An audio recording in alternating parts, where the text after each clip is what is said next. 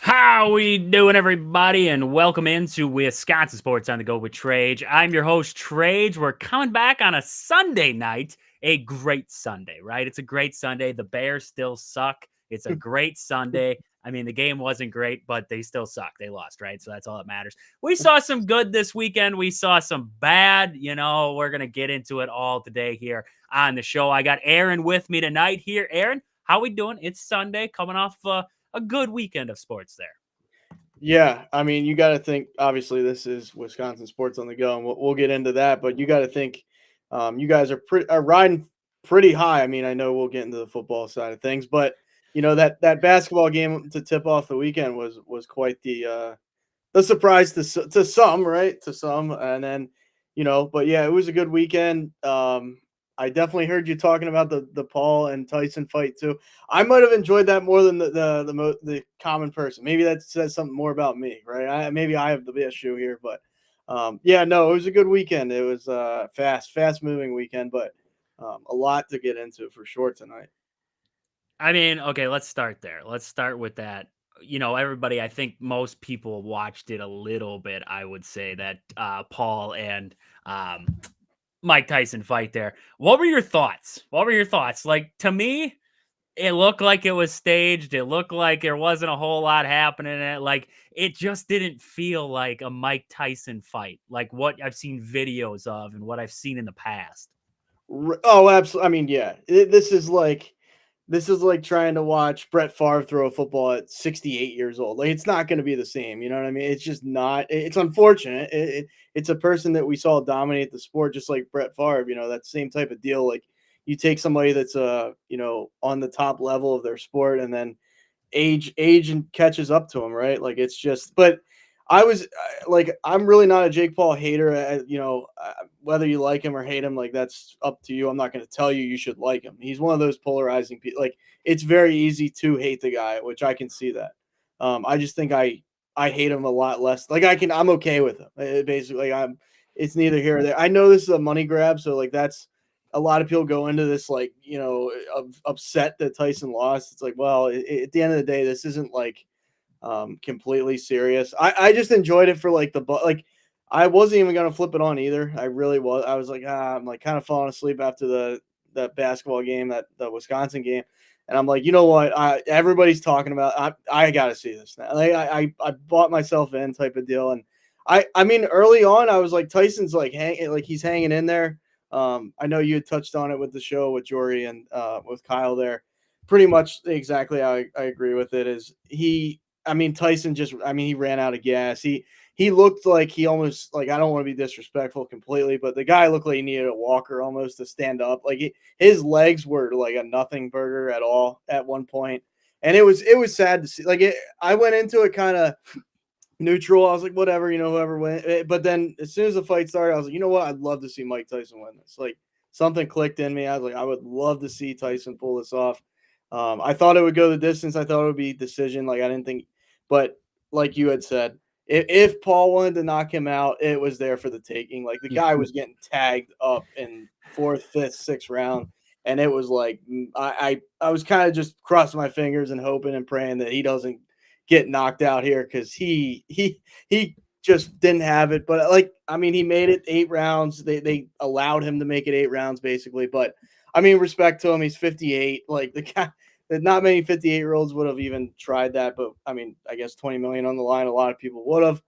But at the end of the day, it was circus, and I was there for it. Like, at the end of the day, I'm glad, I guess, I watched it, because it was just like, this is wild to see it. But definitely, it's a mixed bag, but I don't hate it. Maybe it's just like the trash reality TV, spirit in me had that going for me. So It's that Pennsylvania, and yeah, that's what's going on. I wasn't gonna watch it at all.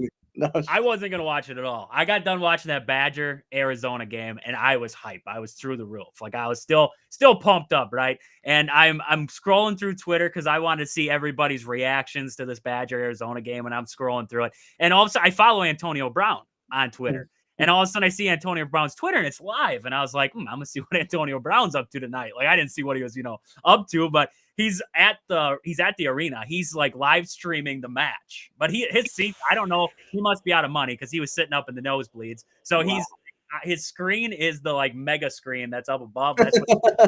And I watched the whole fight on there. I watched the whole fight through picks, and then all of a sudden, midway through the fight, all of a sudden it starts buffering for like 2 minutes. Like couldn't get connection.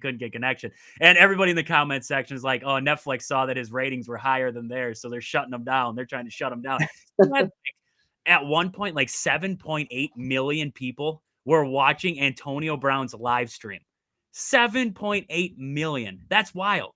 That is crazy. Like, Netflix, I heard, was giving a lot of people trouble, and I guarantee you they might have somebody might have been like, hey, go watch Antonio Brown's Twitter. And they just hopped over onto there real fast. Like, I didn't even try on Netflix. I wasn't going to watch it at all. I just saw it on Antonio Brown's. I'm like, I'll tune in. I'll watch it on Antonio Brown's. Like, that's cool. The viewership was like insane. Like, people that don't even like sports wanted to see it. Like, it got everything that they wanted it to get. Like, respect to them. They the publicity behind this, the pumping up of all this type of stuff in the last month or so has been, it's been there. But I didn't expect, like, come Friday night, it was like everybody was talking about it, like literally. And I was like, okay, it's like it's an exhibition still. All these Jake Paul fights are exhibition. But I will say this before we obviously get on to the Badgers and what, Wisconsin sports. But man, oh day, like when Logan Paul said, like, MF I'll kill you. I was like, dude, you just talk about no class. Like, I would have loved to see Tyson just, bang, and just, clean his clock real quick. I can't take Logan Paul. To me is a different animal than Jake. I mean, they're both, like, I wouldn't say they're likable, either one of them, but Logan is like the epitome of he's in WWE. He's in WWE. And, like, that's enough said. He's not a real fighter. He's not, I don't want to say pretend, because those guys are still athletes. They do, they still do stunts and everything like that. But right. He's a pretend wrestler. Like, that's not, it's make believe. Like Mike Tyson was respectful about the whole, like, he knew he sucked, basically. Like, he knew he didn't have that much.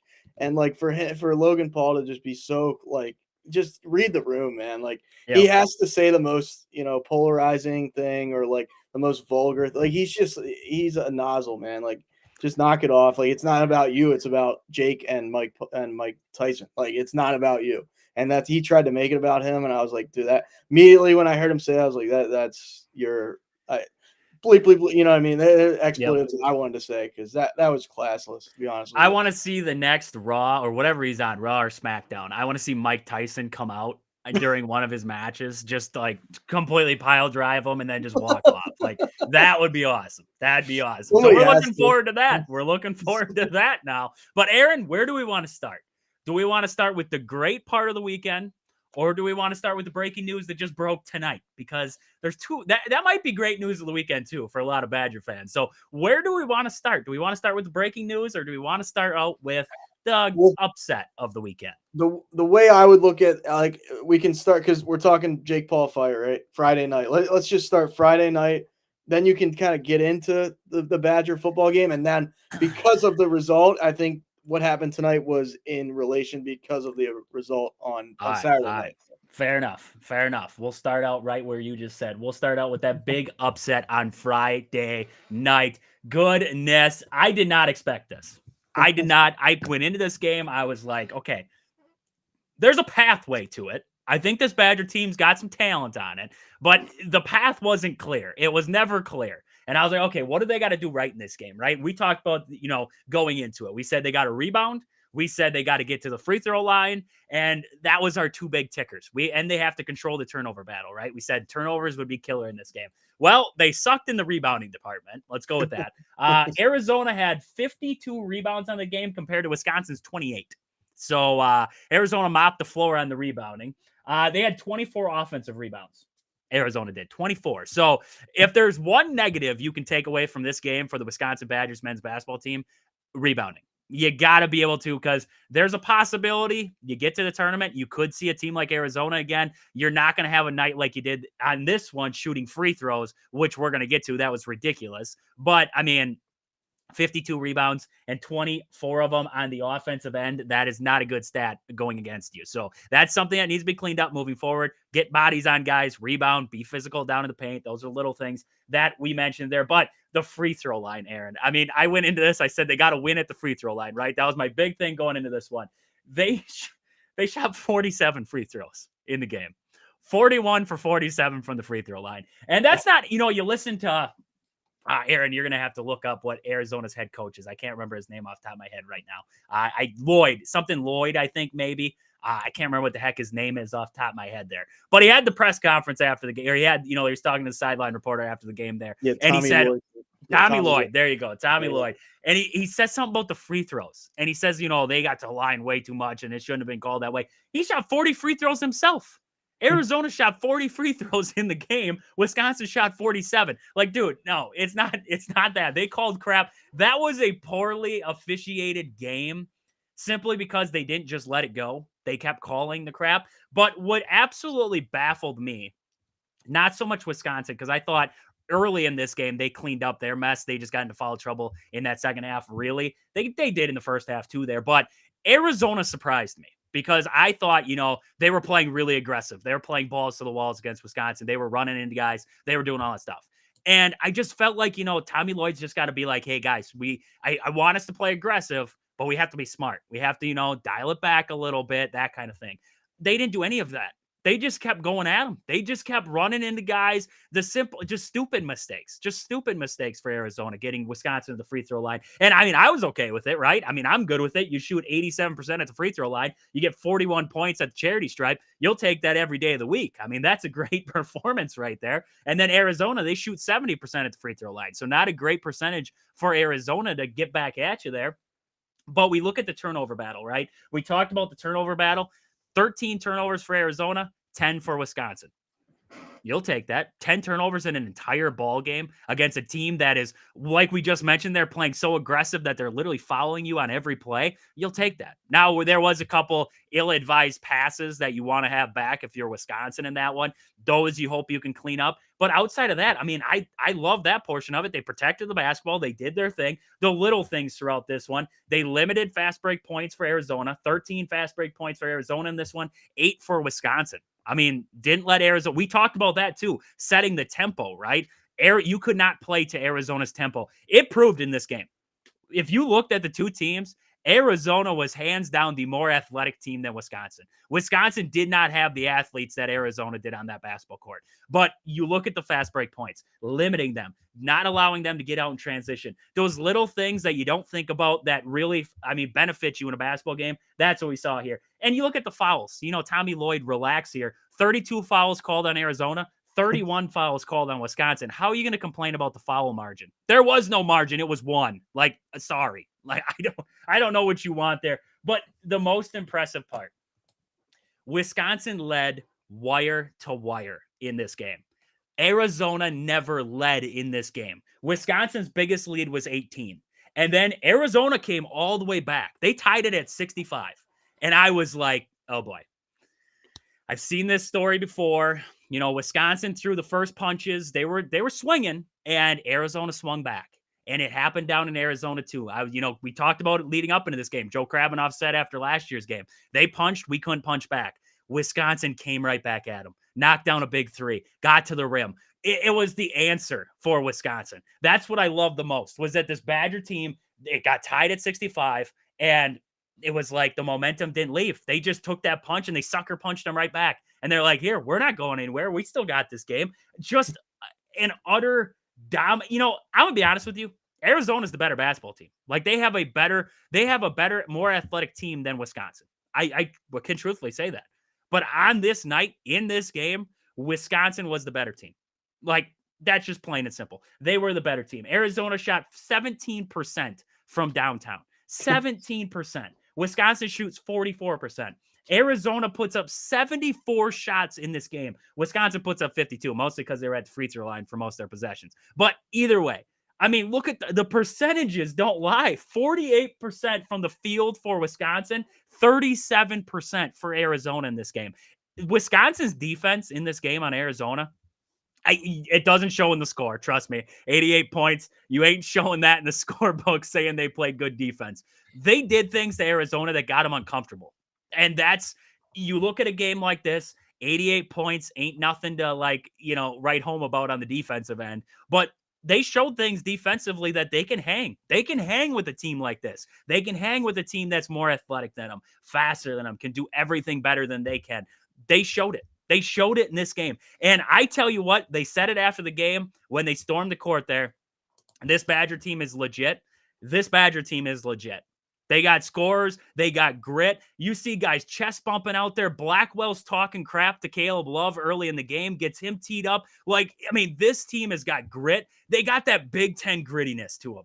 And you love that. And that's a team that can go a distance. So, I mean, Aaron, you didn't get the first half in, you were working there, but you got to watch that. You got to watch that second half there. And that second half, you saw lots of good come from the Wisconsin Badgers. What were your thoughts of this Badger team coming out of this game? Because, I mean, man, oh man, it was an exciting game all the way through. Oh yeah, absolutely. Like I'm really trying to go get into the college basketball because I mean college sports are just great, right? Like the atmosphere there was rocking. Like you knew that, honoring that team, from what almost 20 years ago at this point.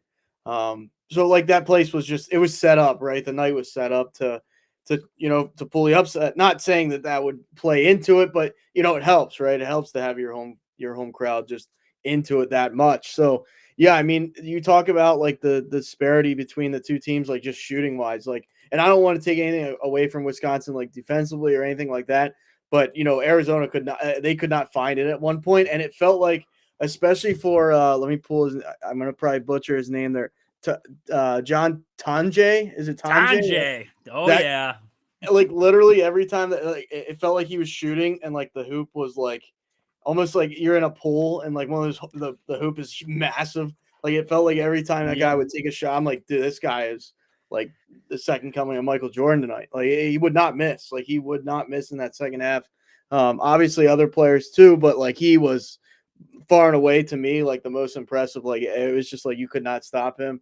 That guy KJ Lewis though in Arizona was fun to watch. That guy can fly. I know he didn't Oh, have yeah. his stat line wasn't crazy, but just fun to watch, right? But no, like from the perspective of Wisconsin, like they just completely outshot Arizona, especially like I said, I didn't get to see the first half, but that second half, I mean, they were pulling up from three 2-3 feet behind the 3-point line there and just banging it. Like it was something to see. Like they had the hot hand, and you can't think every single night's going to go like that, but I mean that happens, right? And Arizona just didn't capitalize when they could have down the stretch. Like you said, there were opportunities, I think, where they just let their emotions get like it just looked like they were Yep. rocked. It looked like they were, because when they made it like a 6-point game or no, they even tied it there in the second half. I was like, all right, they're right there. It's theirs for the taking. If like all the momentum was on their side, and really Wisconsin didn't waver from that. They were like, you know what, we're gonna get back to our game. They looked composed. Like at some points, it was like, okay, are they gonna give this away? But then they just kind of shut the door and like they just, from a shooting perspective, like you said, I mean, for Wisconsin or for Arizona, they're 4 for 23 from three. I mean, you're not going to win many games like that. And then especially when Wisconsin shoots over 40% from three, like they couldn't miss in the second half. So I mean, yeah, all credit to the Badgers in this one. Who knows? I mean, that's a massive momentum boost to the program. So we could see this parlay into like a good couple weeks for Wisconsin. Like you never know, but you gotta be happy if you're a Wisconsin fan, especially just because I mean when they tied that game, any which direction that could have went. I mean, if I'm sitting there as Arizona and I tie it and then it just goes that far, out of my reach, it's kind of a gut punch. And now it's like, if they see each other again like that, there's gonna be like, okay, we like Arizona will think we really want to beat you, and then Wisconsin's like we have beat you, so we have confidence that we can do it again. So yeah, it was a fun game to watch, and down the stretch, it kind of was a blowout. And in the last couple of minutes, you just felt like Arizona didn't have a chance. Like they just Yep. didn't. And yeah, impressive win for sure. Yeah, no, and on that night, Greg Gard pushed the right buttons, right? And we talked about the rebounding separation there. a lot of that was also due to Greg Gard went with a small ball lineup. At one point, he just said, screw it. Like, we're getting out rebounded. It don't matter who I throw off my bench in there for big guys. They're going to get this basketball. Let's just go small ball. Let's beat them, right? And I mean, Jack Janicki, the walk-on freshman, the walk-on. This guy's a walk-on. And he steps into some massive shots throughout this game and knocks them down. I mean, look at him in this one here. He was 3 for 6 from the floor, 2 for 4 from downtown, and 1 for 2 from the line. Had a big steal late in the game. I mean, this is a walk-on. He's not even supposed to be a thought in this program right now. And he's one of your main contributors. He gives you 19 minutes, great defensively. I mean, goodness, he was pushing the right button. Xavier Amos knocks down 2 big threes. You love that. Kamari McGee, I mean, he had a step back 3 in this one. He was 2 for 2 from downtown. Greg Gard he gets a lot of hate. Trust me. He gets a lot of hate. I gave him hate last season too, because there was a point where I didn't like what was going on in Madison. In this game, on this night, he pushed the right buttons. He found the right guys. He rode the hot hands. He left them out there. It was just one of those games, right? And Wisconsin scored 100+ points versus a Power 5 opponent for the first time since 1993. That was against Northwestern that they did that back in 1993. So that tells you how long it's been since they put up 100+ points against a Power 5 opponent. I mean, this was a game I could not have said if you would have asked me on Friday when we were doing the show, the preview show. If you would have said, if Wisconsin's going to win this, what's the final score going to be? I would have said 70 something to 50 something, 70 something, 60 something. Like it wouldn't have been a high scoring game because I didn't think Wisconsin had this clip in them. And then you look at this score and you're like 103 to 88. Wisconsin pulled off this win. That's nuts. That's nuts there. I mean, just well coached, well everything. I mean, to take the words of Greg Gard after the game there, he praised Joe Krabanoff. He said on his scouting report, he said, I think Joe Krabanoff knew what hand everybody opened up the bathroom door with. That's how well he scouted out this Arizona team. Like that just tells you, like, you got great assistant coaches in the room too, who are able to help you out, tell you on a scouting report, this guy likes to go left. This guy's, he's looking to go right on you. Those little things that we take advantage of, we don't think about because we're not in that room. Joe Krabanoff, those assistant coaches, they're taking care of those little things, getting this team prepped for this game. They had a little while. They had, a couple of days off there at least before they played Arizona. Just a great game all the way around. We do have a couple questions on the text-in line here. We have, do you think it changed the energy, made a difference with the legends, that being Bo Ryan's in the house, Frank Kaminsky's in the house, Ben Brust was there, Josh Gasser, Trayvon Jackson. Like, you had all these great former Badgers in the house, right? Did that help with the atmosphere? 100%. 100%. I mean, some of those guys probably talked to the players before the game. They probably had some conversations with Bo before the game. I mean, yes, 100%. Those guys definitely upped the atmosphere. You had a boatload of people in the Kohl Center just simply because they wanted to see that banner get raised up there for Bo Ryan at halftime. It definitely was the atmosphere that sparked this one because it was electric. I mean, the crowd was into this one. You got to love that. And then also, the second part of the question, which you alluded to a little bit ago too, there was beating Arizona the spark they needed to get some momentum going into this season, early season here, heading into the rest of this season. I mean, we can both answer this one, but I would say 100%. I mean, you beat a team like Arizona in a fashion like this. You prove that you can put up 103 points against a Power 5 opponent, 100%. Because you just went up against some bigs that, I mean, Toby Awaka is a dynamite. He's only 6'8", and this guy rebounds like he's 7'7". Like, this guy is all over the place. He's a big body dude. And then you see Krivas in that game too. That guy that I can't even say his first name. That's how it's just whack. But Krivas there, he's all over Steven Crowell early in that game. I'm like, what is he trying to do? Pickpocket him? Like, geez Louise, get him off. Like, holy crap. I mean, that just tells you how tight they were playing on the defensive end there. But I mean, Wisconsin played a dynamo. This is a good program. This is a good team in Arizona. I am not going to sit here and tell you that Arizona off of this loss is not a good team. I think they're going to be a top 25 team all year long. I still think they're going to be in the mix there for a run in March. I really do. I think this is a good team. They have a lot of veterans on that team. I just think Wisconsin was the better team on that night. And you win a game like this, yes, 1,000%. This fuels you heading down the stretch.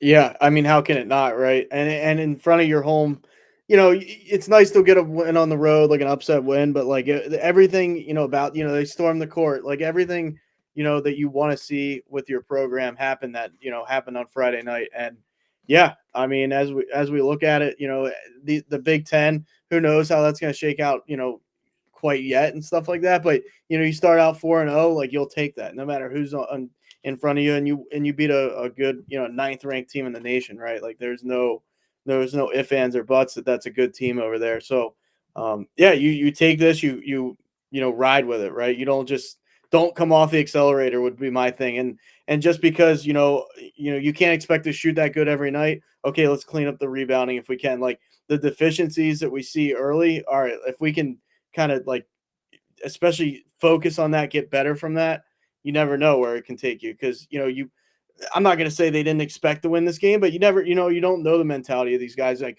coming in against a team that's ninth in the nation. Like, there's probably a little bit of that of doubt that creeps in. This is like, we're unranked, they're ninth. We want to show that we're better than them. And, you play with a chip on your shoulder, and it showed. And really Arizona got like flustered. Like it just looked like a lot of their guys were in their head. Like they were like, things aren't going right. We're not shooting right. Like, that's all it takes sometimes. Like, and that's any sport, right? A Yep. pitcher can be off. Okay, now the whole dynamic changes. Like, you never know.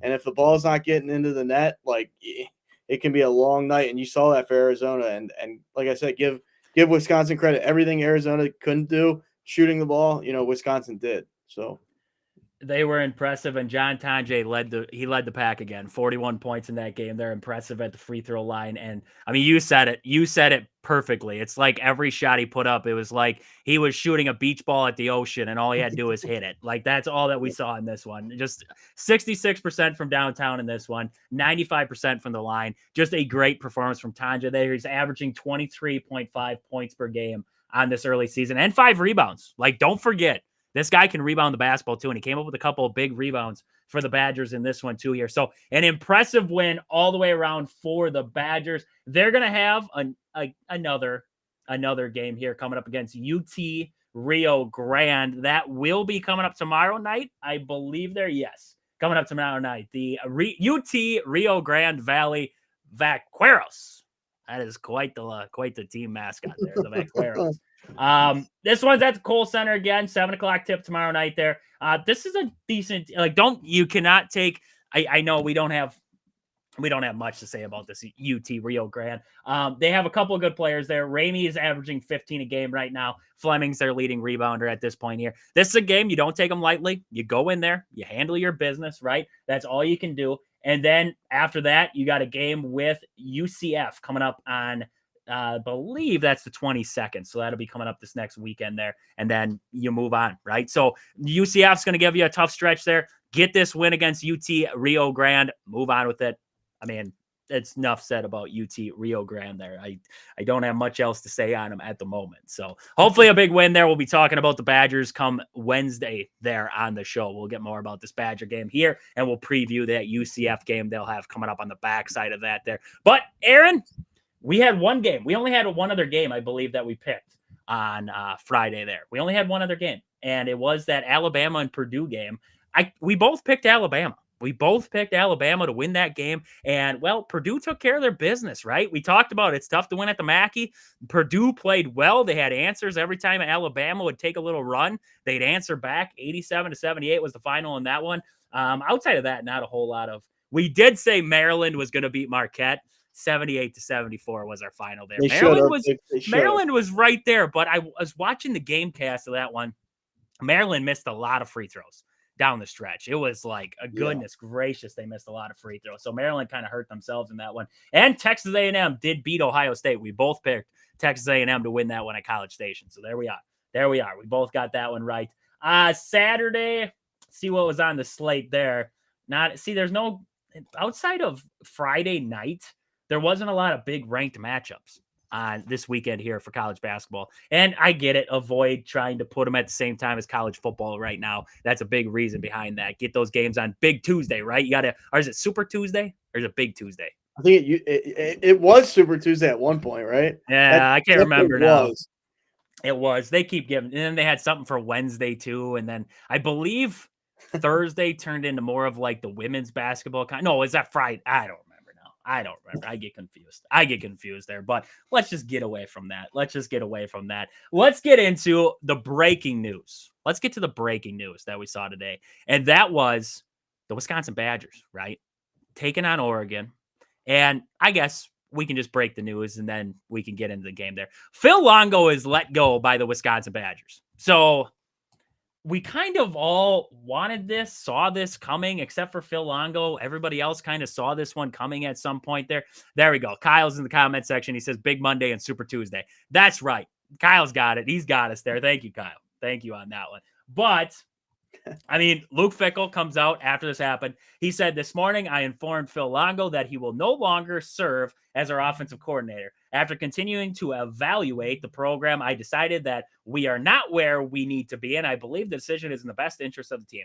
I appreciate Phil's commitment to helping us build our program over the past 2 seasons and wish him well moving forward. This team still has a lot in front of us, and I'm committed to doing everything we can to close out the season with success there." So that is the words of Luke Fickell on the firing of Phil Longo there. I mean, it was all leading up to that Oregon game, right? We saw the debacle that was the USC game, and we saw the debacle that was the Penn State game. And we just see all these, game after game, the offense doesn't look right. It looks inept. And you look at the quarterback position, and we sit here and we say to ourselves, why does Braden Locke look like he's not getting better? Right? You would think that at some point you change the system, right? Because we can sit here and yes, we're going to blame Braden Locke for some of his decision making, some of his ill-advised throws, or lack of making a good throw, right? We can sit here and blame him all night long. But at some point, too, it's putting Braden Locke in this offense in the right position to succeed. I mean, watch first 3 drives against Oregon there, and I could have wrote that playbook for him. Like, let's just run it straight up the middle, straight up the middle, straight up the middle. Let's see what happens. 1 yard, 0 yards, 1 yard. Like, what are you trying to? The play calling for Phil Longo was atrocious. The quarterback room not getting better at all throughout their time, right? Braden Locke's been in the system for 2 years now. So Braden Locke has not gotten better in this system. It's the development of players too, I believe, right? Because he's the quarterback's coach at the end of the day too. Why are these guys not progressing at the end of the day? So, I mean, those are some of the reasons that I could see behind it. And also that Wisconsin's struggling. Luke Fickell's job's going to be next if he doesn't figure out something. So bring in a different offensive coordinator before you get fired, right? That's one of the big things there. Kyle, he says that Doug Peterson is going to be the next Wisconsin coach. Kyle, no, we do not need that mess. That is Doug from Peterson. one stale offense to another. Oh my! I mean, you talk about stale. That guy is. I do believe they have to make a hire like that. Like, if you're asking me, I do believe they have to make a big splash now. Like, you have to. Luke Fickell needs to sit down with I don't care who, and they need to comb through a list of guys and say, okay, let's not rush this. Right? We have 2 games now, and then we have the offseason. Let's comb through a list of guys, Notre Dame's quarterback coach, or, flip through pages and just look around, find a guy that makes sense, a guy that can come in and develop players for you because you're Wisconsin.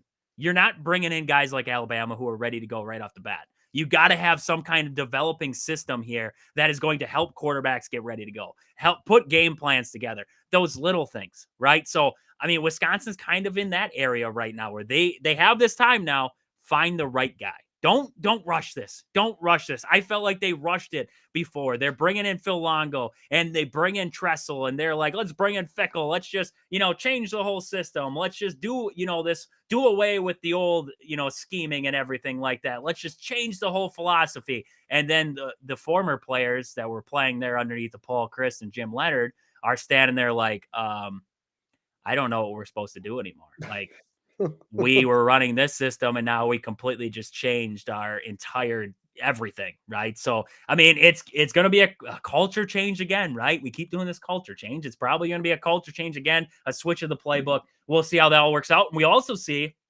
what happens in recruiting, right? Because we don't know how much of an influence Phil Longo's offense that sucked. I don't know why recruits would really be affected by that, but how much that had on guys who were coming in from, high school right now. So we'll see what that does to the recruiting trail if any guys do decommit, or maybe they get more commitments because they're like, hey, we'd rather play underneath of whoever the heck you bring in next than Phil Longo. So we'll see how that all works there. But Aaron, let's talk about this craptastic game that was on Saturday night there, because once again, the Badgers played with our heartstrings. They said, here, let's just, twiggle you around a little bit. You're like a little puppet out there, right? One of those little puppets on the strings, and they're just playing with you.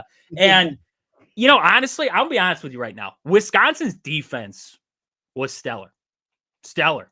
They made Oregon's offense look like it wasn't this overpowered offense. They got in the backfield. They put pressure on Dillon Gabriel. They slowed down the run game. They shut down the passing game for the most part, right? Dillon Gabriel had 218 yards, still had his yards, right? But, not impressive. That was not Oregon football from what we've seen all season long. Wisconsin played well.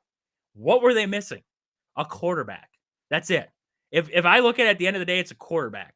How many times this season could we look back? And I know you and me had a disagreement about the Penn State game, but okay, let me just put this hypothetical scenario in front of you because I don't think I explained it very well to you. Say the game goes exactly like it did before, right? Drew Aller gets hurt, the same scenario for Penn State. Right. But you give me Tyler Van Dyke. Just Tyler Van Dyke. I know you don't think Tyler Van Dyke's a good quarterback, but what changes with Tyler Van Dyke? His ability to run with the football. It's simple. His ability to run.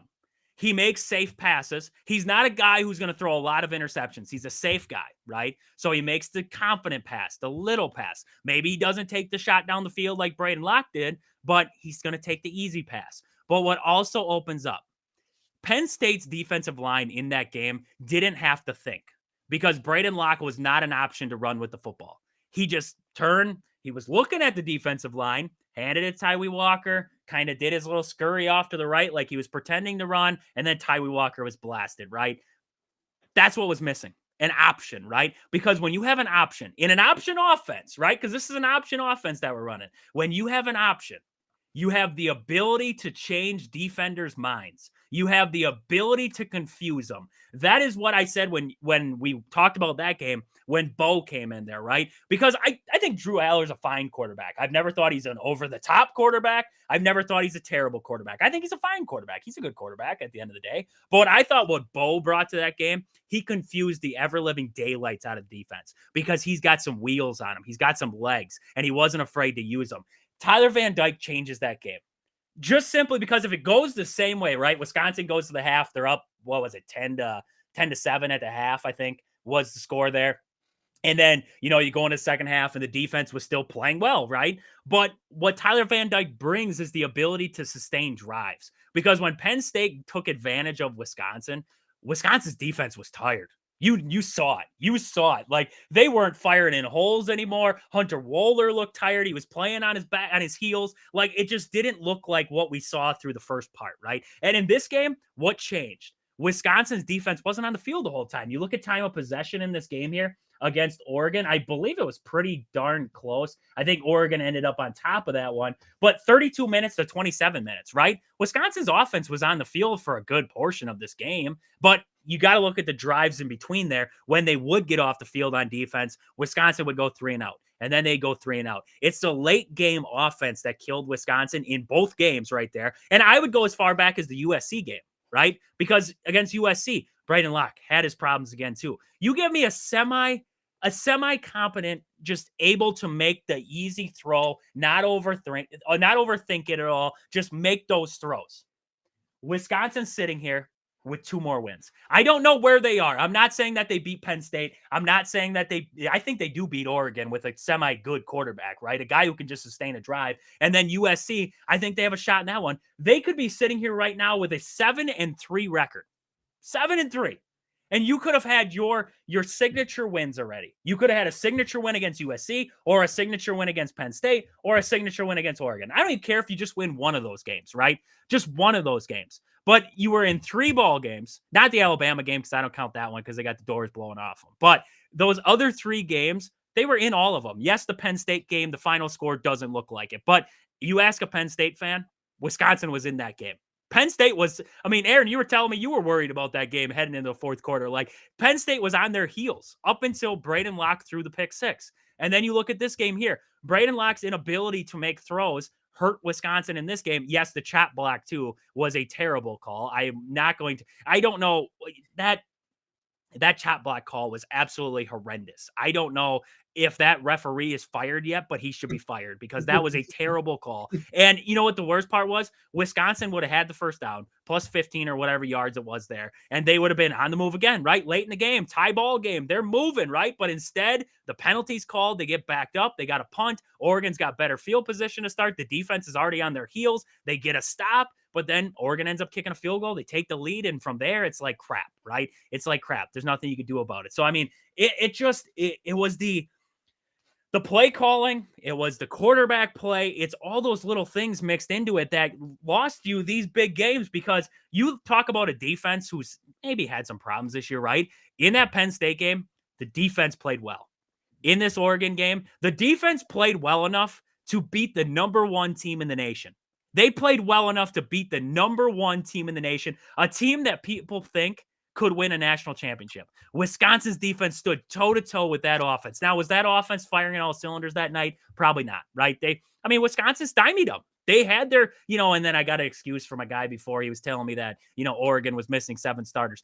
There's guys on Wisconsin that wouldn't even see Oregon's campus. Like, that's just, that's so great. You were missing 7 starters. Like, give me crap, right? Give me crap. You have Dylan Gabriel as starting quarterback there, and you have a great running back. And come on, your 7 starters were missing, and you brought in 7 5-stars to back them up. Like, shut up. I'm done with that. I'm done with that there. That's a terrible excuse for only winning a game by 3. Like, come on. But, Aaron, this Badger team, it almost hurts worse that this was a close game because we have played now 2 close games against a good Penn State team and a good Oregon team where we could both sit here right now. And I know you're a Penn State fan. You're going to tell me Penn State was going to win it anyways, but we could both sit here logically, right? Logically and say Wisconsin could have won either one of those games if they had an offense that could just move the football. Like if you give me Paul Christ and the old power offense against Oregon there, they might win.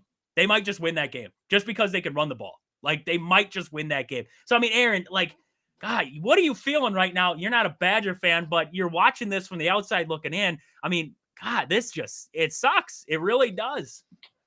I can understand, and like the whole, we'll talk about like the Penn State thing for just one quick minute, right? I'm not saying that Penn State would have won definitively. I trust, like, no matter what, like, you give me. I know Bo came in with I shouldn't say he came in with piss in his veins because the guy was like shaking in his boots. He dropped the ball first play, right? Like, oh my God, deer in headlights. Carson Wentz, reminds me of that. But it's the only thing I was saying it with that is I just think Drew Aller is like far and away better. Oh, than with Bo. Aller, yes, with Aller, game's different. But if Bo and like comes we don't in, know, like we don't know.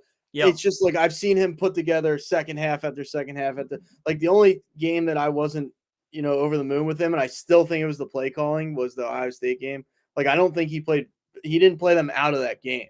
He had them right there. He didn't do enough, that's for sure. But no, like I think, to be honest, you kind of take a combination of Oregon wasn't firing at all cylinders, but you can't just say, okay, Oregon was playing bad and Wisconsin wasn't playing good. Like Wisconsin defensively, like you said, stifled them. That's a word I shouldn't even tried, but stifled them there. And if you're Oregon, it's like, is this a gut check? Is it like, okay, are we really this good, or was this I will say one thing about Wisconsin and one thing about Fickell. I think no matter how you feel about him, and maybe he's not the guy long term here. We don't know that yet, but he gets them ready to, like, for big games. He gets them up for big games. Yeah.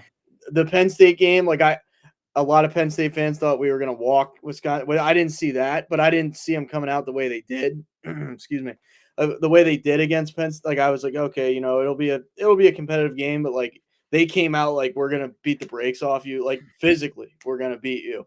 And same thing here. Like they come out, especially at home. We saw the letdown at Iowa, but this is a number one team in the nation, and they're taking shots at them.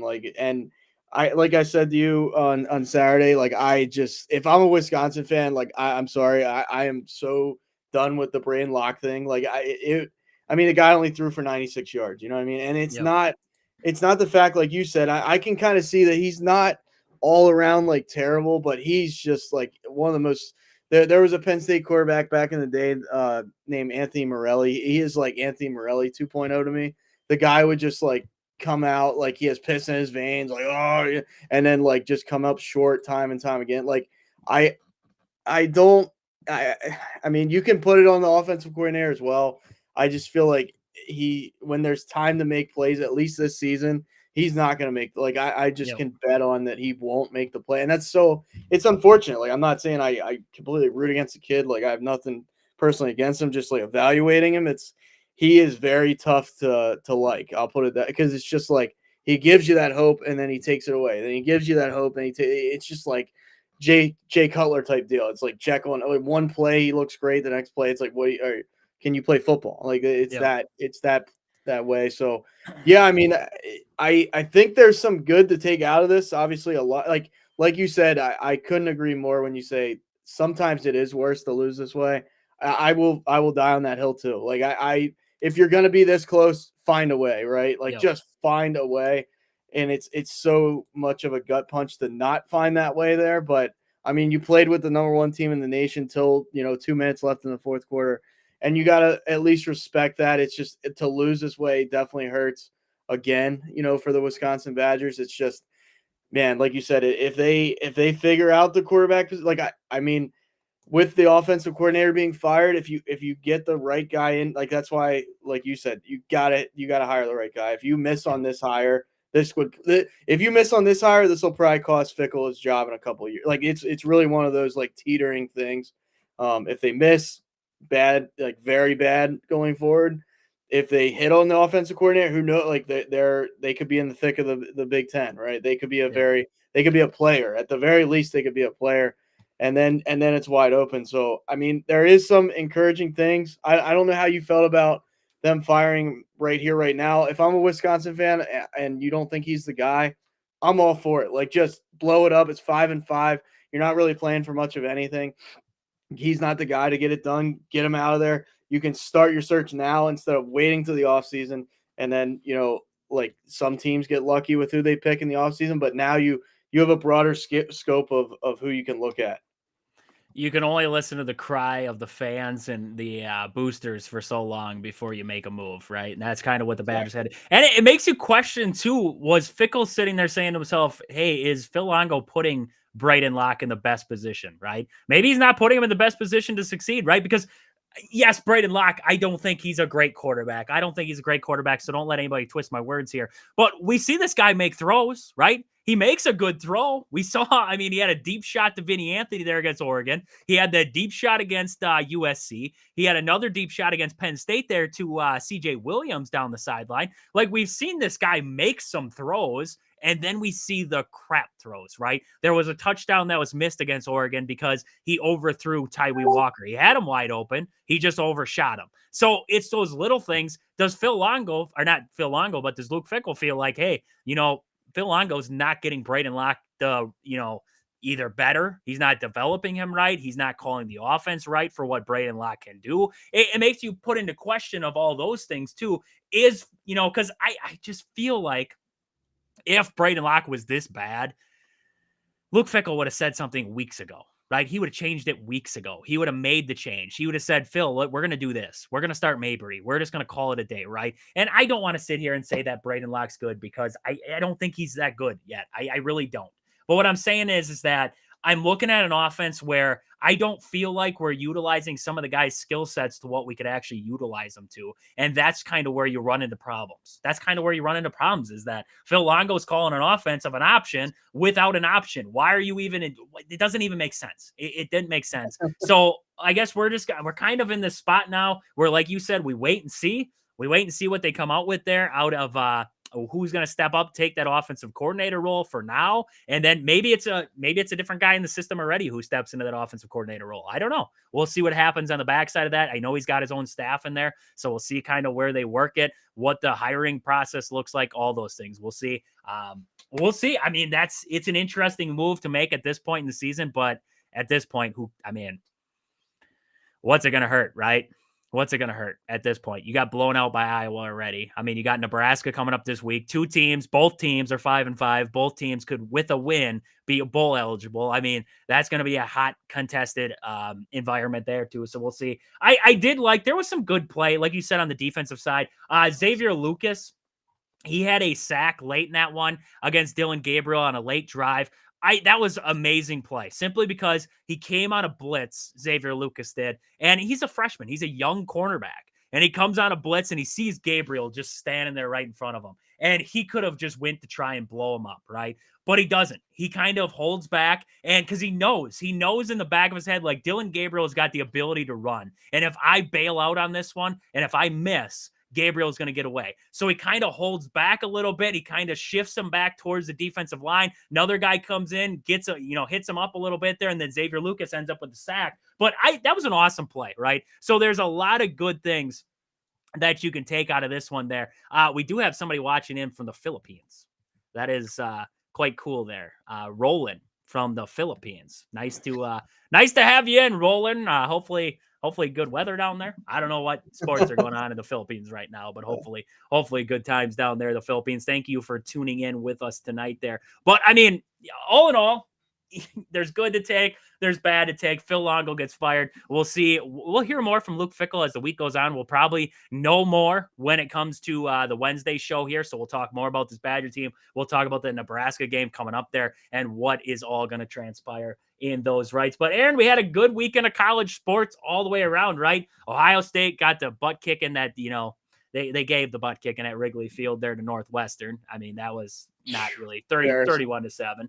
Yeah. Texas survives. Did you saw that block punt, right? Like the that. block, Was yes. It hurt. Just, it hurt. You almost feel bad for Northwestern going. I do a little bit. Like that is, man. Oh, poor guys there, but whatever. We don't like Northwestern. Texas survives, right? 20-10 over Arkansas. Penn State with this game 49-10 over Purdue. Like, come on, it's Purdue, right? Wow, a typhoon. What is that? A mini tornado, right? If I'm not mistaken, I don't know. Dolan's telling us they had a typhoon. I don't. What is a typhoon? Like That's like in the sand, like a sand slat. I don't know. I'm just kind of throwing stuff at the wall at this point. A typhoon. Right there. I got the news article too from CNN here about the Philippines getting hit by a typhoon. I'm sorry to hear that. 500,000 people had to evacuate. I am sorry to hear that. Hopefully you're safe down there, Roland. I'm sorry to hear that. What's going on? That sucks. Category 5 super typhoon, I guess. Wow. Goodness gracious. That's wild. I am sorry to hear that there. Hopefully you're all good down there. Thank you for tuning in tonight, and prayers to everybody down there that they are not it's damaged, but hopefully everybody got out okay. That's our hope absolutely here. Yeah, no, and like you said, I mean, feel bad for the just switching back to the college football world. That wasn't the smoothest transition, right? But I don't know how you transition from a typhoon to college football, but prayers to you guys, but prayers to Purdue, right? Prayers to Purdue. Yeah. Oh man, like I was saying, like we feel bad for Northwestern. Like there was a time in this Purdue, like I didn't get to see all of it. I saw bits and pieces, but I mean, I knew. I mean, it was a 29-point spread on the road for Penn State. Like this Purdue team is, I mean, to say they're awful is an understatement. Like I don't know. Hopefully, we don't have anybody that's a Purdue fan. But I mean, if Penn State was 1-9, or if Wisconsin was 1-9, I'm sure we'd tell you they suck. And like Purdue is just they're broken. Like they are fundamentally broken. They don't have the players. Like it's just.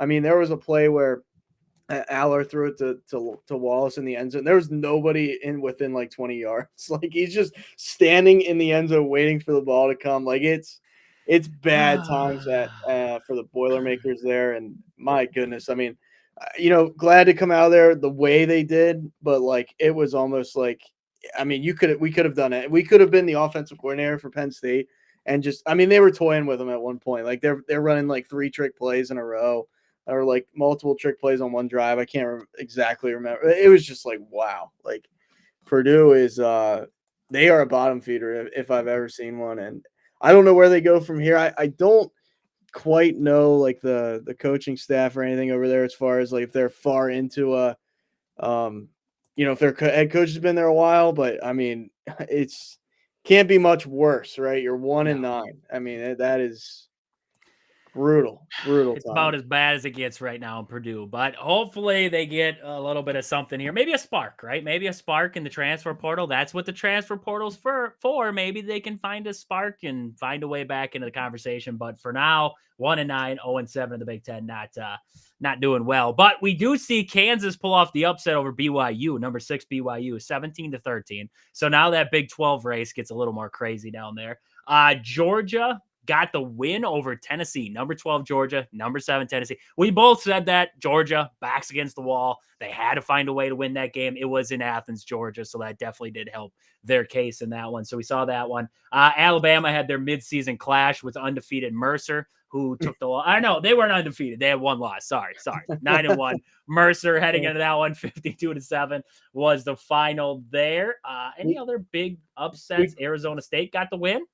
We called Arizona State. Right, and we called South Carolina in a close one. That's exactly what that was. 34-30 over Mizzou put up a fight, right? Mizzou put up a fight, but that spread was stupid. That spread was stupid. And yeah. Mizzou had the lead late. South Carolina went down the field and they scored late in that one. That actually took that lead. So, I mean, just an impressive win by South Carolina. And that spread was stupid in that one. I thought it was like 12 or something like that. We called it closer. Florida pulls off the upset against LSU. Brian Kelly and the boys are out of any conversation now. They were still technically, there was a scenario in the, I don't know, working somewhere out there that if all this happened, LSU could find their way into the SEC championship game. They lose this game. They're now 3-3 in the SEC. I mean, they're essentially out of that race now. So, I mean, Brian Kelly's out. Any game strike you over the weekend there? Not really. I got to see some of that Pitt game. Wow. I mean, that was wild. That was a wild finish to that one. It was. Pitt offensively was tough to watch, I thought. I mean, I thought defensively they got after Clemson pretty good. Good pass rush most of the game, but like, wow, they definitely struggled on offense, like drop balls, bad throw. Like, it was just kind of a mess. And Pitt, I mean, like, it was one of those things like they were having some, this great season, and now boom, 3 straight. You go from 2 straight to 3 straight losses. Like the wheels are coming off there. I know Clemson's good, but man, you had them at home. Like you thought you had at least a fair shot, and like you said, it was a wild ending, but you got to be kicking yourself if you're Pitt because it's like, man, they winnable game there, and it just not enough. I did not expect Klubnik to take that one the full length too. When he cut the field, I thought he was going for the sideline or to slide, and then all of a sudden he just cut it back and he was gone. And I think that's partially, they did the new rule changes and everything to protect quarterbacks when they go into that sliding motion. I think that safety kind of pulled up because he thought that he was going to slide.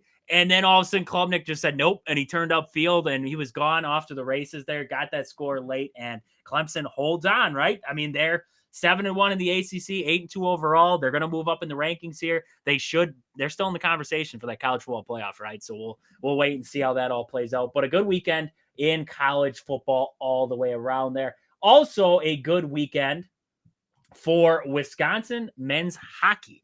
They got 2 big wins against Penn State, the 18th ranked team in the country there. Win in overtime on Friday night, 5-4 there. And then on Saturday, they won that one 6-3. So an impressive 2 games there out of Wisconsin's men's hockey team. And then also the women's hockey team. they had a big tilt with Ohio State, the number 2 team in the nation, heading into that one. Wisconsin was number 1. Wisconsin got the win on Friday night 4-2, and they lost 3-2 on Saturday there to Ohio State. So we'll have Hunter. Hunter's going to do the full breakdown for us on Wednesday. He'll talk about those matchups, what he saw, what he liked, everything out there. And then he'll also talk about what they got coming up next weekend there, as we will see the Badgers taking on St. Thomas, the women's taking on St. Thomas, and then we will see the men's taking on Alaska Anchorage. You don't hear much about Alaska, the college, but I guess they got an ice hockey team, so the men's team will be taking them on 2 weekends from now. They have a bye week coming up this next weekend, and then they'll take them on 2 weekends from now. They'll take them on, I believe that's the Quit Trip holiday kickoff, or I don't know, something like that, some kind of fancy thing that they got going on. Or no, that's not Quit Trip. That's Ferris State that they play them in the Quit Trip thing there. So Hunter will break it down. He knows more about it than I do. So Hunter will break it down as we get to it there. But Aaron, before we get to the Packers and Bears matchup, let's get to a fact of the day, right? We're an hour in. Let's get to the fact of the day. Today's fact of the day, I mean, something that took the nation by storm. What is that now? 5 years ago, COVID, right? COVID-19, the whole bit. On this day in 2019, a 55-year-old man became the first known person to contract COVID-19. So, I mean, pretty crazy. Like, I don't know how it was out there for you guys, but I remember at least, I don't know if it was like a full week, but there was like everything was shut down for days. Like you couldn't, nothing, there was nothing. Like, you know what I mean? It was just like, wow. Like, something you thought, it was like out of a movie, right? And yep. I can't lie to you. It was kind of, I wouldn't want it for an extended period of time, but it was kind of cool to like, okay, this is so different, right? Like this is just like, what is going on and how long? Like it really was a while. Maybe we'll see it. I'm not trying to say I want to see it again. That's not, I might sound like that, but it was just like, wow, like it's part of history, right? Like that's just that was a polarizing, and obviously like prayers and thoughts with everybody that, was affected and obviously like thousands of lives were lost, but if not millions, I don't know the exact number, but I mean, yeah, it was, I remember that so well, just like the whole, like, okay, now COVID's in the United States. Oh, now what? Like there was a lot going on. It was a lot going on. The craziest part. So when that all went down, I was playing college baseball at the time, and we had just gone down to Arkansas. We were down there for a tournament down in Arkansas, and everything's good. We were down there, and then all of a sudden we came back, and they made us quarantine because we went out of state. All of a sudden, this news broke that this COVID thing was happening, and we all had to quarantine we couldn't go to class, we couldn't do anything because we had gone out of state. So we had to quarantine for 2 weeks by ourselves, and in that 2 weeks, that's when everything shut down. That's when they shut down everything. The school was getting shut down, everything like that. And we're just all like sitting in our house because we can't do anything. So we're all sitting in our houses. Like we can still do stuff. They can't control us. So like we're going over to our buddies' houses, everybody else on the team, we're all, still doing our thing. But I mean, it was just like you said, a crazy time. And then you get sports, right? I mean, it was wild, like mid-game, all of a sudden they call a game and you're like, well, I remember the one, I think it was the Dallas Mavericks game. And all of a sudden they like stopped the game and they went to the monitors, and then all of a sudden like they're like, we're calling the game tonight. Everybody please drive home safe and this and that. And you're sitting there and you're like, what is happening? Like this is like, even if you're in the crowd, you're like, is there like a threat? Like, is something happening outside? Like, what is going on right now? And you're just told, like, please, exit safely, this and that and everything. I'm like, goodness, like, it was a crazy time. That was crazy. And to be patient zero, you go down in the history books as being patient zero. That guy sucks. All right. That guy sucks. He took away college basketball for me. Right. Yeah. And like, I remember the Last Dance was the big deal because like nothing else was on. Like no sport. Like, it was quite, like I said, I'm not wishing for it again. I'm not saying that it was a good thing. It was just so like different than anything, obviously that, we've experienced. That it was like, what, like, it's kind of cool to look back, like, wow, that happened, like that was, it was just so crazy. And then like, even like the fallout from it, like later on, okay, now we're doing mass 6 feet. And then it was, like, we could see baseball teams playing each other, no crowds. Like it was just like what, like you almost felt like you never would get like normalcy back. And like there's people out there, I don't know if it's like it's not a conspiracy, but they just think like, we've never been the same since then. Like and Yep. maybe there's a point to that, but like it definitely just altered everything for quite some time at the very least. And there was a lot of apps that took off during that time because people were quarantined from each other. So there's a lot of apps that took off. Like it was just a wild time, a wild time. And hopefully we don't have to see that again at any point here because Absolutely. I mean, yeah, college basketball, the Badgers had just won the Big Ten. I think they had just won the Big Ten tournament. They were heading it. No, they were heading into the Big Ten tournament. They had just ended the year on a great run. They were heading into the Big Ten tournament. They were hot. And then all of a sudden, they didn't even get the first games in Indianapolis, and they called the whole tournament. And then I think they called it, and then all of a sudden, everybody else was calling it, and it was like, wow, okay, this is where we're at now. And then sports were done, and then you got reopening day of baseball, and there was like a 60-game season, and that was a craptastic season that Dodgers won the World Series, and nobody wanted to count it. So, I mean, that's kind of where we're at. We had the bubble for the NBA. We had Yeah. the bubble down there, just a wild time, and of course in that year, the Lakers win the finals and then the Dodgers win the World Series. And both of them are like, we don't want like other teams are like, we're nullifying that. Like that doesn't even count. That doesn't even count as a Right. season or, anything like that. So, I mean, just a wild time in sports there. But I mean, this was a wild game. Not really wild, right? It was just the last play of the game that was wild. But the Packers survive 20-19 against the Chicago Bears. And to say that the Packers didn't play well would be an understatement, right? There was things that they had to clean up going into this game. I thought penalties wise, we talked about this Packers team being one of the most penalized teams in football. 3 penalties for 25 yards in this game. You take that as a win, right? You clean that up. The Bears had 7 penalties on the game in total. But you look at the efficiencies of this Green Bay Packer team. 1 for 5 on third down in this game. 0 for 1 on fourth down. They were 1 for 2 in the red zone in this game. Not impressive at all. I mean, their red zone offense is actually, I believe, 29th in all of football there. Or no, they were, my mistake there. 3 for 5. 3 for 5 were the Packers in the red zone. My mistake there. They were 3 for 5. Bears were 1 for 2 on the game. But the red zone efficiency for the Green Bay Packers has always been a problem all season long. You look at the statistics, they're 29th in all football in red zone offense. Not a great statistic to have on your side there. You don't want to be ranked towards the end. You want to be ranked towards the top. The Bears had one of the better red zone defenses heading into this game. I believe they were ranked first overall. So it put a lot of pressure on the Packers to be able to put points on the board when they got there. They ended up throwing one pick in this game. Did Jordan Love. He airmailed Tucker Kraft. Like that wasn't even close to Tucker Kraft. He airmailed him by like 10 feet. Not a great throw by any means. I mean, Aaron, we're looking at this Packers team. They win a gutsy, ugly. This was ugly. I'm not even going to say it was gutsy. It was ugly. This was an ugly win by the Green Bay Packers. What are your thoughts about this game here?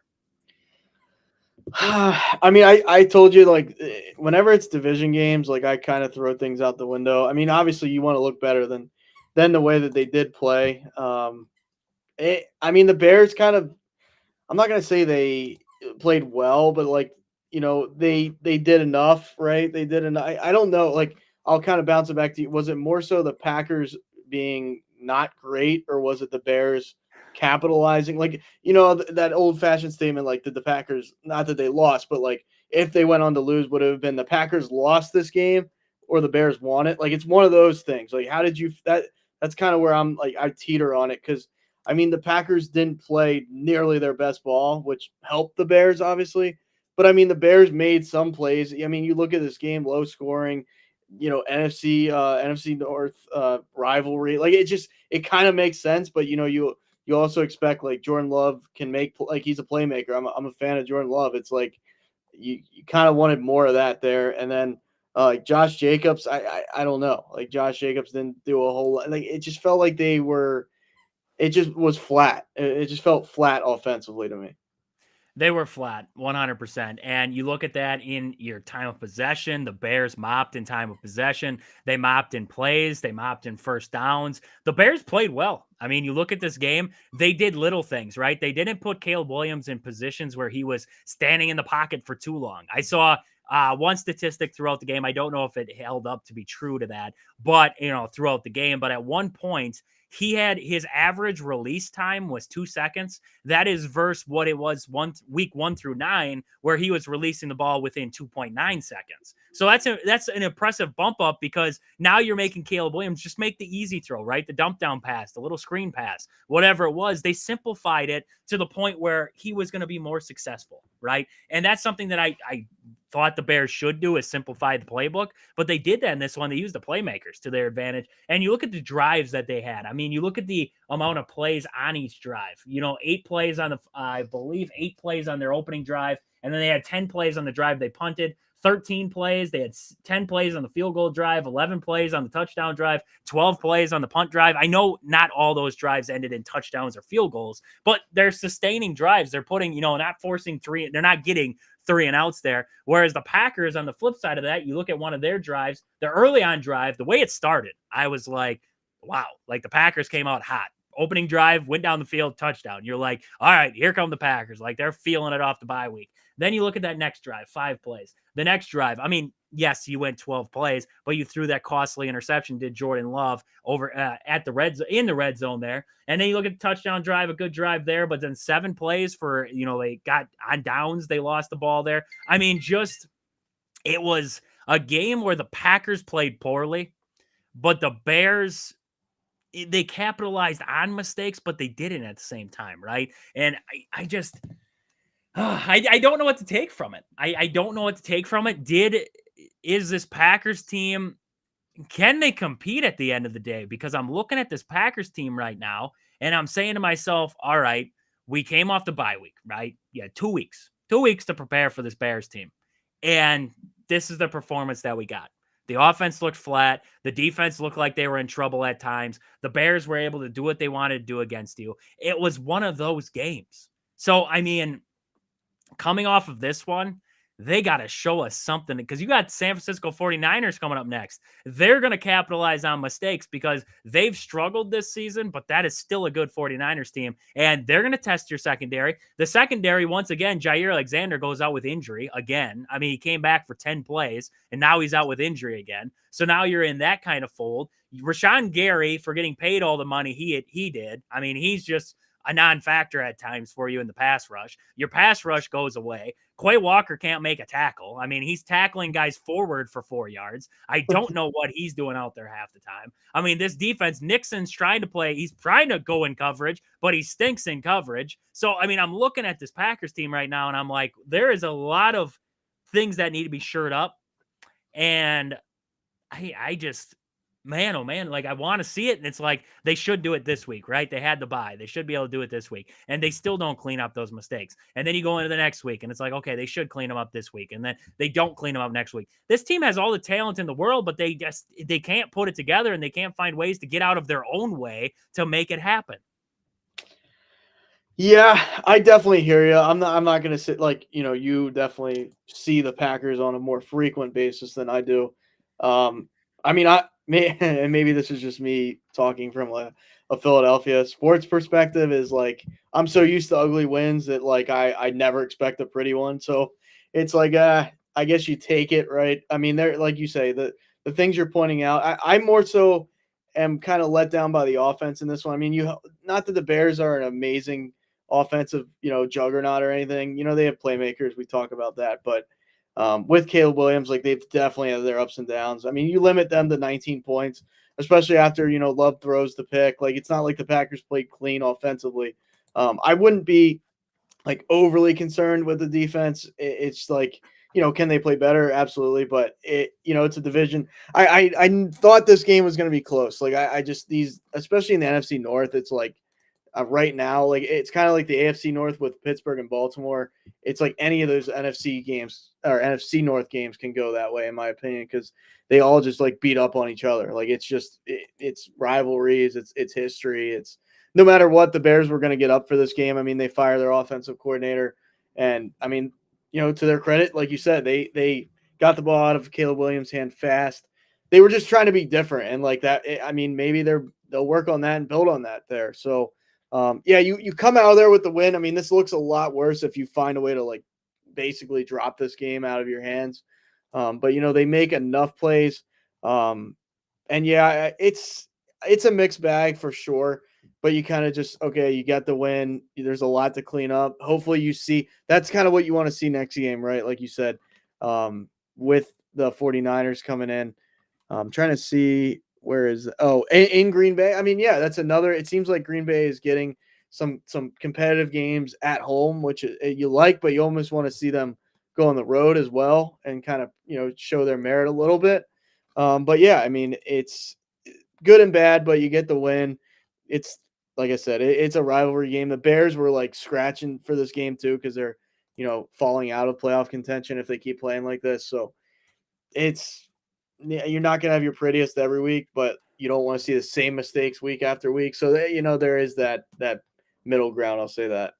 Yeah. No, what makes I guess what makes it more, I guess, irritating, nerve wracking would be that this is coming off a bye week. So Well, you had weeks to prepare for this. And I didn't think the play calling was up to snuff today. And then you hear Matt LaFleur come out and he's like, oh, Eberflus coached a good game. And he coached, he put us in different spots. And, essentially saying we got out coached today. How many times are we going to get out coached before we out coach somebody?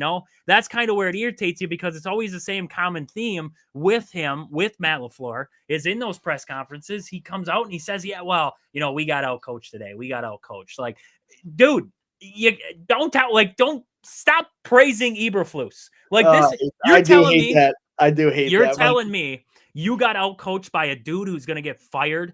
I don't know when. It could be tonight. It could be next week. It could be at season's end. But you're telling me that you got outcoached by a dude who is so much on the hot seat that it burned underneath of him already. Like that irritates me the most because if you got outcoached by Eberflus, what's going to happen when you face Kyle Shanahan? What's going to happen when you face even Nick Sirianni? What's going to happen when you face him? If you get outcoached by Eberflus, what's going to Maybe happen when you face Sirianni? maybe Kellen Moore, but we can That's pump true. through. That's true. I don't want to give props to Sirianni, but hey, we would probably give him props if we won that game by one. Matt LaFleur would say, "Well, Sirianni coached a pretty darn good game there, and we just, it just irritates me sometimes. Like, dude, just tell me that you did not come today with your best game plan and just own it." Just own it. Don't tell me that Eberflus threw some things at you that you weren't expecting because your job is to figure those things out throughout the game, right? You're talking about a team who just fired their offensive coordinator, which we did talk about could throw the Packers defense for a loop because you were preparing for one thing, but you were getting another. So, but those are the adjustments, right? You got to be able to make adjustments to that now. The Bears, I think the Bears aren't a terrible team. I don't want to say they're a terrible team. They have some playmakers, right? They have DJ Moore. They have Keenan Allen. Roma Dunze played well today. DeAndre Swift, still a good running back. They have ability to do things, but you're talking about you're supposed to be on a level right now where you get to Thanksgiving, right? And that's always supposed to be that check mark, right? Thanksgiving's that check mark where you're like, where are we at as a football team? You have the 49ers coming up next. Then you have the Dolphins, right? You have two pretty good opponents coming up next year. The Dolphins are hit or miss for me at this point here, but Yeah, I mean, 100%. still, the Dolphins have a potential to do something, I guess. They could still put points on the board. They could still find a way to do something. So I'm looking at two tough opponents coming up next. You just played the Bears where you struggled. What does this team look like coming out in those games? And does Matt LaFleur draw me up and get a better game plan? Because when they went off script, because you script the first whatever, how many plays of the game here, it looked good, right? Because they scored a touchdown in that opening drive, everything looked good. And then you got past those first plays, right? You got past the first 10 plays of the drive. It looked ugly. And it looked like we were lost. And that's coming off of a bye week. That's coming off a bye week where you thought this team was supposed to be juiced. You thought that Matt LaFleur and Halfley and everybody else would have a great game plan heading into this one. And it just didn't seem like it. It just didn't seem like the Packers coming off a bye week were ready for this game as much as I thought they should have been. I mean, yeah, I've seen it. I've seen it personally with the teams. I mean, whether it's the Eagles, Penn State, etc. Bye weeks are, yeah, it's sometimes, and I I'm not gonna say I give them like a mulligan, but I do think there is like that, like a hangover from a bye week, right? Where it's like, okay, you had that little break, like it. If you're playing well and you go into the bye week, I don't love that either because it's like, okay, now you've halted your momentum. You're all your momentum stopped because you're. I mean, I get it. You're gonna have the bye week. It's not an excuse, right? But it's like sometimes that does mess with the psyche of a team a little bit. Like, just like, okay, now we're off a week. Some guys get lackadaisical. It's like, oh, whatever. Like, and then you got to lock back in. So, I mean, like I said, they escaped with a win, right? It's one of those games you escape. I mean, I think more importantly, you're gonna have to look down the stretch like these next, the next month, I'll say the next month or so with the Packers. Okay, what's the measuring stick look like? I mean, the NFC is kind of like not. I'm not gonna say it's that great in my opinion, just because it's like you have the NFC North, right? With the Packers, with the Lions. I don't think the Vikings are a real threat by any means. I mean, the Commanders, I just Jane Daniels isn't right to me. I think he's playing injured. The Eagles are still like they're a good team, but they're offensively. I like Jalen Hurts. I have my questions about Jalen Hurts. Everything else has kind of started to look really good, but the NFC is completely wide open in my opinion, just because like even the Lions, do I trust them to go all the way? No, I don't, because it's like unfortunately it is the Lions. I know it's a different time, but like you're gonna start seeing like how good these teams are, I think, over the next 3 to 4 games at least before divisions are locked up and all that type of stuff. And I mean, really, the NFC North could be down to the last game. We don't know. That's a very competitive division, but I mean, like I said, you escape there with a win. You got to flush it if you're the Packers. Like, you got to be better than that. That can't be the standard, right? That you Yep. can't play at that level and expect to do a whole lot. But I mean, like I said, you get out there with a win. Love only throws the one pick, even though it was a bad. Like, it was like, what? How did he overshoot him like that? He cleaned up the ball, or he cleaned up turnovers better than he has. Like, there's games, he's thrown 3 picks this year. So I don't know. Like I said, you just kind of move on. I think that 49ers game could be very good, though. I mean, I don't care what the 49ers record is. Like, they are just a different menace sometimes. So, especially coming off that loss, that presents a really good measuring stick. I'll say that. I really think that is even with the 49ers injury. I know McCaffrey's back, but I'll be interested to see how those two, go at it, really. Yeah, no, 100%. It's going to be an interesting game coming up in this next one for the Green Bay Packers as to take on that 49ers team. But we'll get more into the Packers here. I know I was just looking to see, they haven't done the PFF grades coming out of this one. I was interested to see what they graded each individual player here for the Badgers, or for the Packers coming out of this game here. But we'll have those stats on Wednesday. So we'll review all those stats on Wednesday, see where this Packers team was sitting, and then get us ready for that upcoming matchup there, a big matchup for the Green Bay Packers there against the 49ers. So with that, let's look at the rest of the NFL slate from this last weekend. We see the Chargers whooping up on the Bengals right now, 24-6. That defense for the Bengals stinks. They absolutely stink. That is almost sad. You're almost wasting away Joe Burrow, T. Higgins, and Jamar Chase's last go around together, right? Because one of those guys has got to go. Either it's T. Higgins or Jamar Chase. And if you are the Bengals and you cheap out on Jamar Chase, like, that has been Joe Burrow's guy since LSU. If you cheap out on him, you suck as an organization, and you should let Joe Burrow walk out the door. Like, that's where I'm at on that. So we'll see how that happens. But that is a craptastic defense right now that I wouldn't even want to start at quarterback for if I was Joe Burrow at this point. But we see a lot of other games, right? We see the complete shellacking that them Lions gave to them Jaguars, 52-6. Like, that was wowza. Yeah. That was wowza. You almost feel bad for the Jacksonville Jaguars players just for a second. Not Doug Peterson. Just the players. Right? I don't feel bad for Mac Jones, though. I don't. No, Mac Jones. Well, that's what makes it worse, right? Is, if Mac Jones, if Trevor Lawrence plays against the Vikings, I believe that the Jaguars beat the Vikings. Like, he Yes, could put absolutely. together a drive to score a touchdown in that one. Mac Jones just stinks, right? So 52-6 was the final there. The Vikings beat the Titans. We both called the Titans to win. Vikings found a way to win that game there. Will Levis did outplay Sam Darnold, though. More yards, right? More yards in that game there. So I guess you take a win with a loss there. The Dolphins smack up on them Raiders, 34-19. The Rams, 28-22 over the Patriots. Saints, 35-14 over the Browns. The Colts beat the Jets, 28-27. The Steelers with the big win over the Ravens, 18-16. The big question mark, why was Derrick Henry not out there for the 2-point conversion when you were trying to make it all knotted up at 18? The Broncos, 38-6 winners over the Falcons. That was an impressive showing by the Broncos. Seahawks get the win against 49ers 20-17, and the Bills outlast the Chiefs 30-21 in that game there. Aaron, what games stuck out to you from this Sunday slate? There are quite a few, but I would say like Pittsburgh Baltimore is one of the best matchups there is. I think like those teams just go toe for toe. And now with like Russell Wilson on the Steelers, it's I'm not gonna say you have an elite quarterback, but you have a pretty good quarterback against Lamar. Like Lamar was kind of going up against even with Kenny Pickett though, the Steelers would hang. I mean, they beat him with Kenny Pickett a couple times. So I that matchup is like I said, I just love that those two teams playing is always a great thing for football, I think.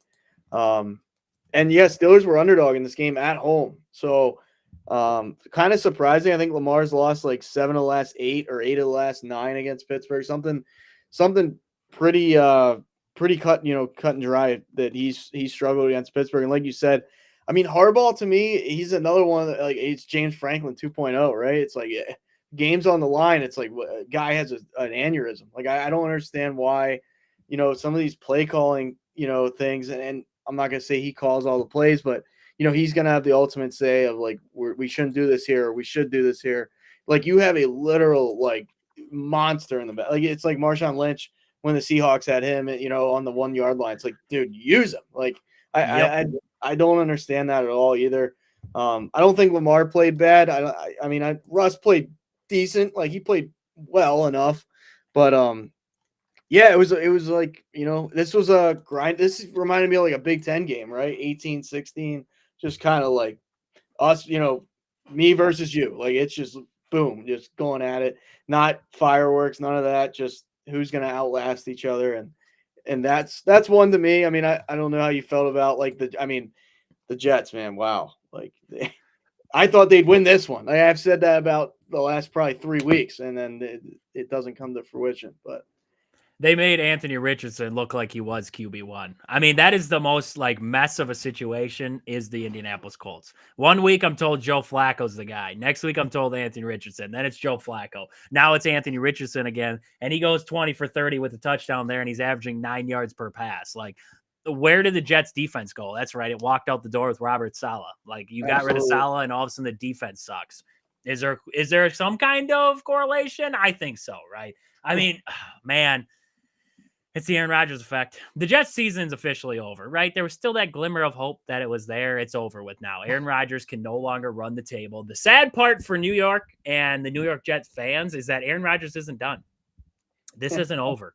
He will come back next season. There is too much money sitting on that table for him to walk away. He will be back.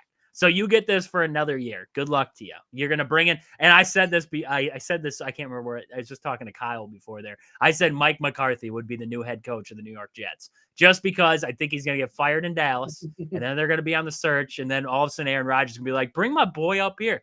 I got him fired from Green Bay. Bring him up to New York, and let's run the Green Bay East out here one more time. We'll go to the Super Bowl with Mike.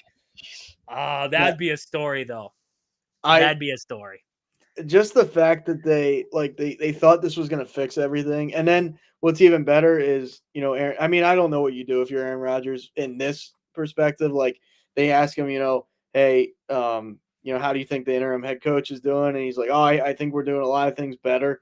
This guy, like I don't know if he has one win or something. Like they were always competitive with Saleh. Like say what you want about Saleh, but like Zach Wilson was your quarterback. You had Mike White. You had the list goes on, and like man, like they are so discombobulated on defense. Like, and that was never what you saw under Saleh. Like it is. And then Rodgers, like I said, I mean, I'm not saying he needs to throw the coach under the bus, but if I were him, I'd be like, look, we are not a good team right now. Nothing's going well. Like if you just say that, you move on. But it's like now if you bring Rodgers back and like this is the coach he wants, that's the coach you're gonna get. And it's like that's a recipe for disaster. Like Rodgers is not that good anymore. And then the coach is, I mean, he's trying to probably coach the defense and be the head coach. Like it's. I never would have dreamed that the Jets would be this. Like, I don't even think their fans would have told you. And as much of their fans are glass half empty type of people because they're just cursed, it feels like this is like I mean, people were talking about this team going to Super Bowl. Like Yep. you're not even going to find a way into the playoffs, and even at worst, like even at the worst seed you could have, no way. Like, you're shot. You're done. It's And, it's how much the defense has regressed, too. I mean, you look at the defense from last year to what we're seeing now. I know Sauce is getting called for a lot more pass interferences and this and that. Like, I get it.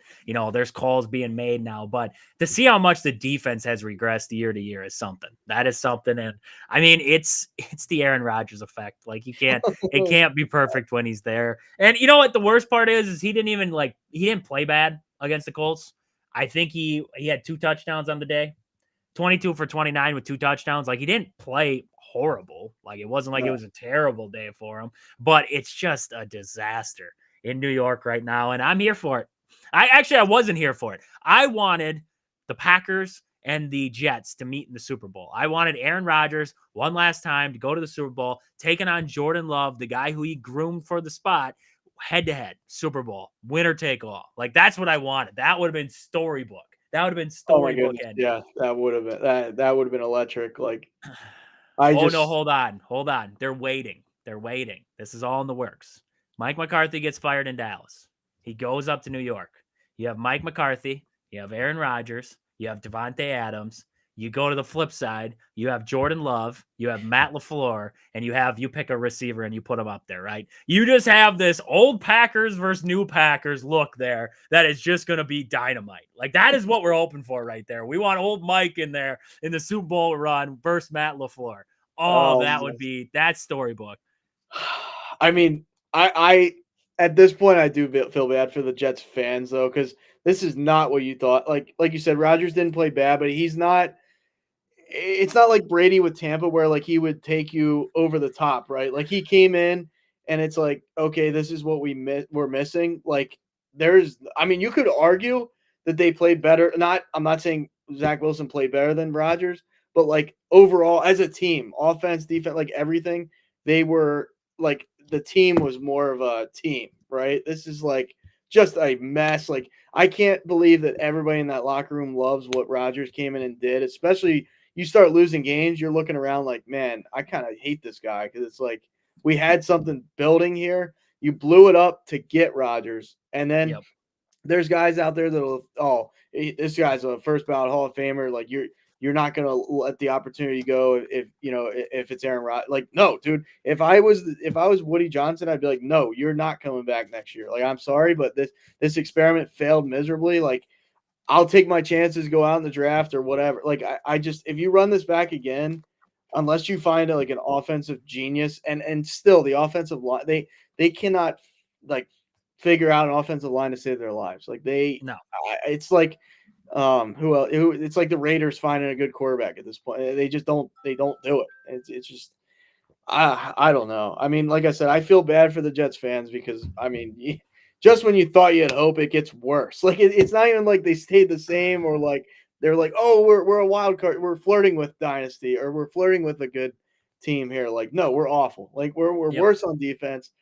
Rodgers isn't the same Rodgers you thought. Like it's just wow. Like he misses an entire season and then he comes back and this is what you get. It's like You I bring mean, it's in, just brutal. you talk about Tom Brady compared to him. Look what Tom brought down to Tampa Bay, right? He just brought Gronk. He's like, this is my guy. Bring Gronk down here. You look at what Rodgers has to bring the Jets with him. He brings over Alan Lazard. He brings Randall Cobb.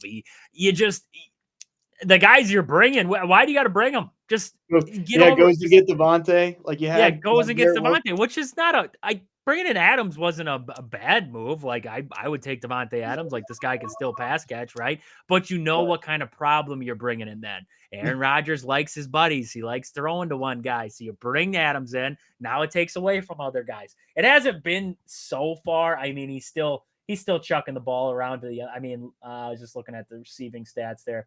Garrett Wilson still had 4 catches. Breece Hall had 7 catches. Adams had 8. Like, it's not terrible, but you just bring headache in with Rodgers. You let him control the system. And I mean, Tom Brady kind of probably controlled the system down there, but they build up the defense. They build up the offensive line. They put a good team together, like you said, more of a cohesive unit versus what we're seeing here, where it's like a ragtag bunch of guys just thrown together. Let's just make it work. Like, that's what we're seeing right now. So just a mess with the Jets. And Yeah, like you said, I mean, I did not expect them to lose this game simply because Anthony Richardson was starting at quarterback, and last week I was told he wasn't the number one guy. So I have no idea what's going on with the Colts at this point, but I guess we'll see, right? We'll see on that one there. The Bengals and Chargers, it's now 20. Is it 24-6? Yeah, 24-6 there, heading to the third. So we'll see how that one wraps up. What are we thinking? One last thing before we wrap it up here. Monday night game, Texans, Cowboys. What are we thinking?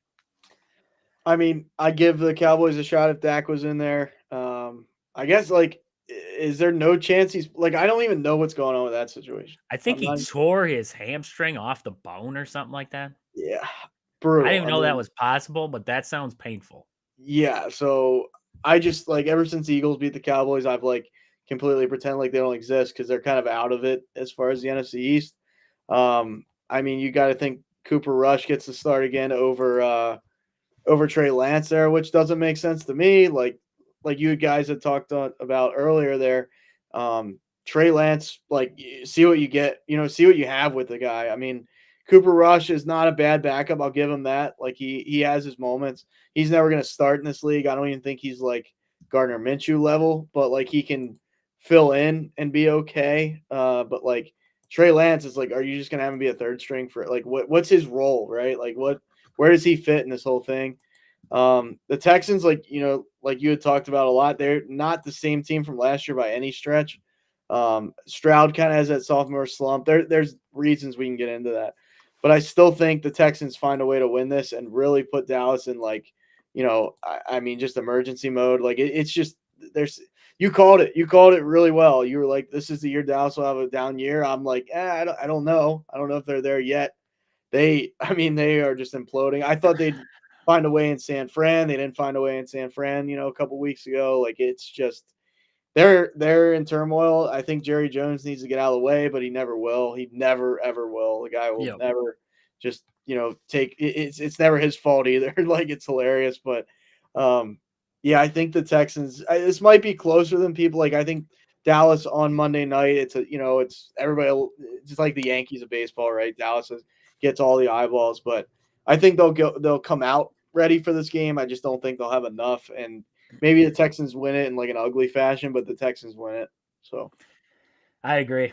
I agree. I like Texans this one. The Cowboys, they just don't have a running back. I mean, we go through year that after too. year of Yeah. Cowboys having running backs. This year, they decided against Derrick Henry. They decided against bringing in anybody. They brought Zeke back, and they expected it to work. And well, we're seeing Just how it bust. worked. It didn't work well there. It was CD and Dak against the world, and it ain't working out very well for Jerry down there. So we'll see that Monday night game. Hopefully, we should actually be talking about the Badgers. They should be ranked tomorrow. I would assume Badgers basketball should jump into the rankings after that win against number 9 Arizona there. So we're going to be, looking at a ranked Badgers team against UT Rio Grande tomorrow night. The Badgers, we're going to be talking about them come Wednesday because we should hear more about who's going to be taking over the offensive coordinator role for the Badgers as Phil Longo was fired there. We're going to talk about more of the Packers on Wednesday there. So make sure you guys are all coming back on Wednesday when we jump back on here about the same time, start time there, to talk about everything Wisconsin sports and beyond, because you never know where we're going to get with it. So with that, for Aaron and myself, this has been Wisconsin Sports on the Go with Trage. Thank you guys for tuning in. We will see you back here on Wednesday. You will be here on Wednesday. I'm just kidding. We'll plan on you being here on Wednesday. But until we talk again on Wednesday, see ya.